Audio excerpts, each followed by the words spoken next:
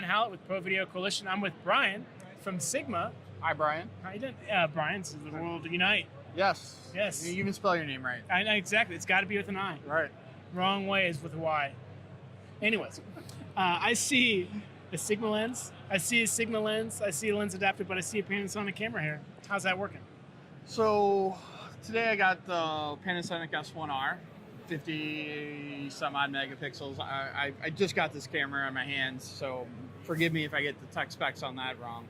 The reason I have this camera is because of this lens here. So this is the new Panasonic. The one thing I do know for sure is it has an L mount on it, and I make L mount lenses now. So it's part of what we call the L mount alliance. It's Panasonic, Leica, and Sigma. We're all sharing data and developing a new lens mount for mirrorless cameras. So trying to standardize it across a few different exactly. So this guy is a prototype right now. It doesn't really work. As soon as I put it on here, it'll probably yell at me, but just a proof of concept, it does go on and it locks right in. You know, now we have a fully dedicated, it's a really strong, robust mount. And it's not very deep mount, so if you wanted to adapt that, you could, totally. hypothetically. Hypothetically, we could get an adapter for Nikon F, Canon EF, and throw them right on there. I think this is very attractive. I think a lot of people would like to see one mount or as few mounts in their arsenal as possible. Right. So one thing we do, and we talked about adapters, is we do have what we call our MC21. People are familiar with Sigma and Sony. We have an adapter called the MC11. This is going to work very similar to that. It's going to allow you to take a Canon EF lens, preferably a Sigma one, is the ones we guarantee will work. It'll allow you to take that. You need a 70 to 200. You just pop this baby right on here, and away we go.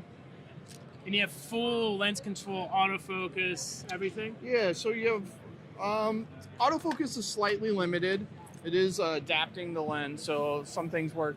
AFS works. AFC, continuous autofocus, it doesn't work. And there's a special autofocus mode, and forgive me if I get this wrong, but I think it's like a depth of field focusing by Panasonic, and that doesn't work. You just have contrast-based autofocus, but it is quick and snappy and incredibly accurate. So, and this is a good thing because some people's lenses, they might hold on to them for years. We're shooting on my wife's 14 to 24 Nikon. She's had that for 15 years. Yeah, it might be time for us to upgrade you to our 14 to 24, Ryan. But I'm not going to hold that against you. You know, you're Brian. So. Yeah, but like the point is like if you have a Sigma lens and you get a new camera, you can make it work. Yes. The ones we guarantee functionality are our newer lenses, like our art lenses, or contemporary or sport lenses. Some of our older lenses, they might work, but I cannot guarantee functionality on those. So we're guaranteeing anything made in like last 5 years. It's like, would it be the autofocus you guys have trouble? I haven't tried one yet because we really only have 1 or 2 of those lenses left in our lineup, and I don't have any of them here today, so I haven't been able to kind of test that proof case.